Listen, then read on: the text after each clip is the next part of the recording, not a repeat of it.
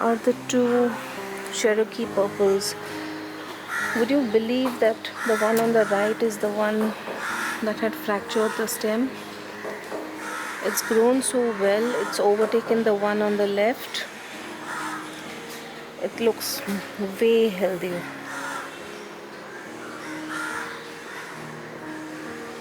I'm not sure if I'm going to get these big sized heirloom tomatoes with 5 to 6 hours of sun, so I'll see how it goes this year. Otherwise I think I'll have to stick to growing just cherry tomatoes.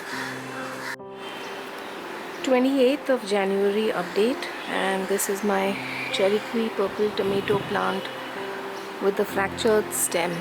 Imagine that, the one that was healthy and fine in the container on the left side was so infested with whitefly infestation it just got battered, and finally I pulled it out. And this is the one which I had no hopes for. I rescued by putting a cello tape on its stem, and it has started to set fruit by around mid-January, when we had our temperatures lower.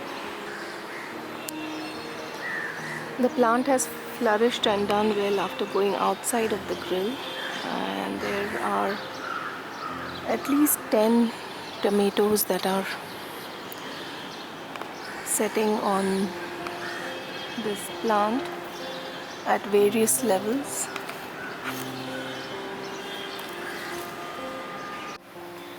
Luckily for me, in my growing season, I have plenty of tiny bees that come in to help pollinate the tomato flowers, so I don't really need to hand pollinate them.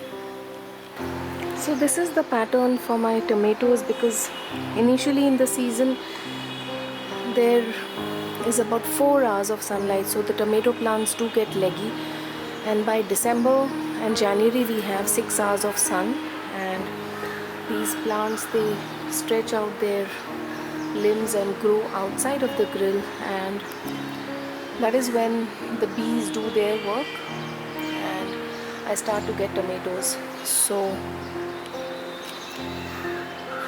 the ideal time to start tomatoes in the tropics, and especially if one is growing in Mumbai or in other regions where the temperatures are usually 34-35 degrees Celsius throughout the year, August end, post Independence Day, would be the best time to start tomatoes and peppers, because the plant gets 2 months or so to grow, and then hopefully by November or December, when the temperatures lower, that's when the tomatoes start to set. By mid-February, I was beginning to wonder how I'm going to harvest these tomatoes if they grow any bigger, because I was barely able to get my hand out of the grills to get hold of them. Also at this time, I was watering the plant every other day, around 4 to 5 liters.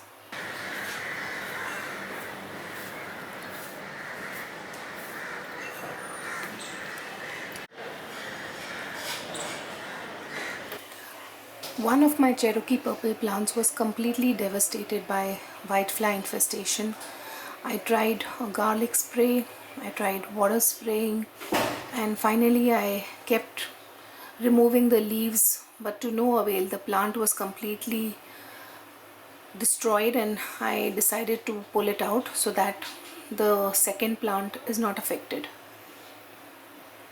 And I also saw some leaf miner damage from time to time, and I just pinched off those leaves as well.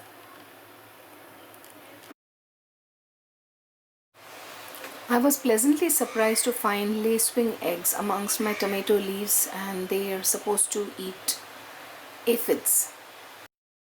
The tomatoes started to turn color in the 4th week of February.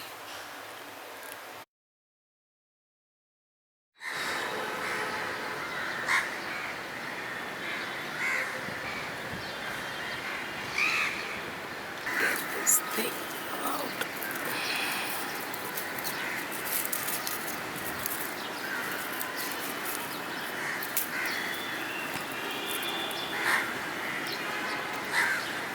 The tomato is stuck.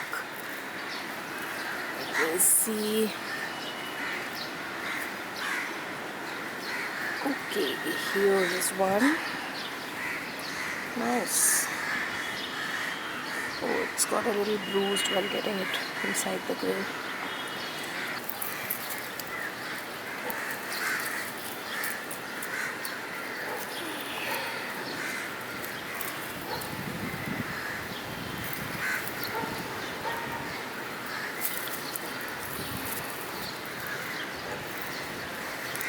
Okay.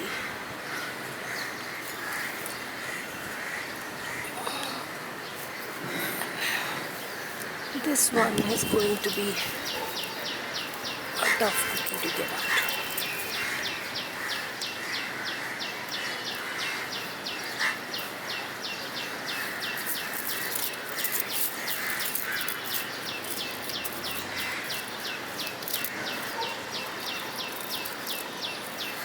I needed to lift up the vine to a level to where I could access harvesting the last tomato that you saw. It was pretty hilarious. So this was the first harvest of the Cherokee purple tomatoes, and they were slightly soft to touch, so I thought I was a bit late to get them.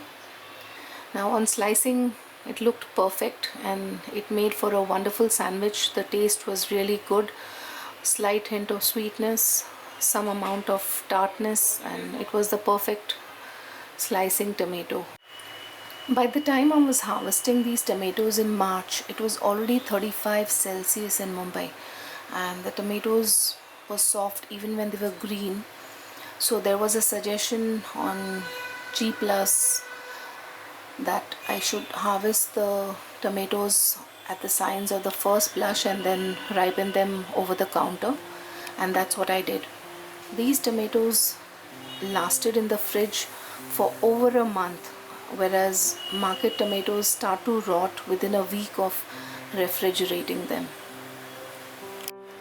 I finally pulled out this plant on the 8th of April, and I wanted to check the root system to see if there are any root knot nematodes, and I was so happy to see that the new root system had developed above the sellotape that I had put on the stem to save this plant. So there is hope.